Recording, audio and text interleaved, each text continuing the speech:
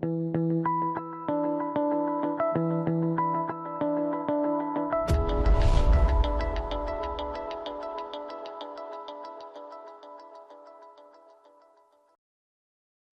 guys, this is Grant Coombs III, aka Balbomb, coming to you for another video from CardRunners.com. Whenever you guys are posting in the comment section, I always take a really close look at them. And it seems like you guys prefer hand histories and where we address a bunch of different topics as opposed to just really bullet pointing one. So that's what we're going to do here. We're taking hands from the last month that I played, and it's definitely a hodgepodge of hands. Some that I just wanted to point out that I might have taken an interesting line. Some I made some critical mistakes that hopefully you can learn from them. And also, we're also looking at the opponents that I'm playing against and maybe some things that they're doing well and some things that hopefully we can avoid in our games to better our play. So let's just start out really quickly with the first hand. End up opening ace king here. We're playing against an aggressive villain who's playing 30-26. Only very small hand sample thus far, but he's also playing on 3 other tables with me, so I would assume that he's almost certainly a regular. And based on a very small hand sample, he was playing very aggressively. I'd seen him 3-bet a decent amount already, and was not at all surprised that we're going to go into war in a cutoff versus button situation. Given that I believe he is an aggressive player and I don't really have anything else to go on, I'm going to go with ace-king here and was 4-betting it for value. At the same time, I'm not really surprised by this result, which he called, which I think you can do this with a pretty wide range here. Anywhere from pocket pairs, probably pocket eights through pocket jacks.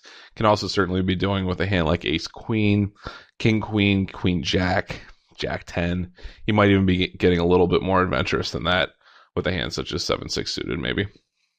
Although, if I had to really narrow his range down, I think I would definitely leave it more towards those 4 combinations of pocket pairs and also probably suited Broadway hands. King-queen suited, ace-queen suited, ace-jack suited, queen-jack suited, something like that. King-jack suited. So we get a flop that's actually really good for us here, which is 4-3-3.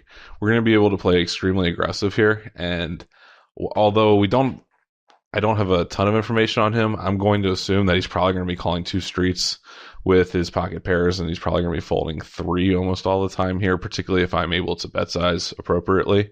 And additionally, he's just going to have a really tough time defending against them. And as always, I can definitely represent, queens through aces here, certainly. So I start out with the mindset that I'm going to make this a 3-street hand. I'm not going to really just completely bomb the pot and really only give myself fold equity for 2 streets or play a guessing game of what he's going to do with 9s. I think that if he has a hand like pocket 9s or pocket 10s, he's probably going to be folding by the river unimproved here. So I'm definitely going to be betting here. And at the same time, I also keep in sort of a range that's pretty nice for me, that he might float me potentially with this less than half pot bet with a hand such as king queen, ace jack, ace queen. And when he does that, it's going to be obviously great for us. The turn is definitely a dream card here for us, assuming that he's just not slow playing pocket aces, which I don't see too many players doing this deep.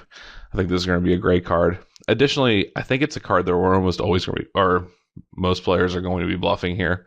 So it can serve as a situation where if he called flop, I believe that he's almost certainly going to be calling turn as well.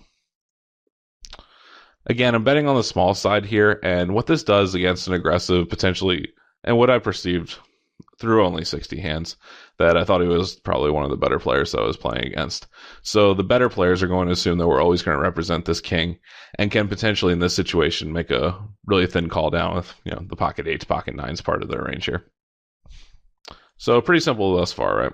Nothing too complicated.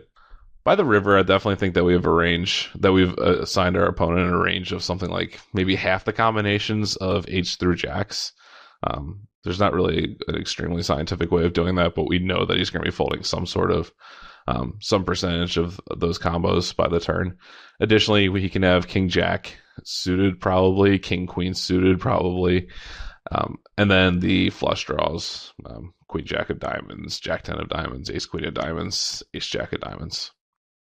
Probably about all the combinations. Might even add a couple more potentially, like 9-8 suited a few times. So I think what players do most of the time here is just go ahead and shove river, and we go back to our original point. Well, we're probably going to be repping the king a lot. Therefore, if we're bluffing here, we can definitely be using the jack to bluff a decent amount of the time as well. The problem becomes, though, what are we really going to be called with in his range there?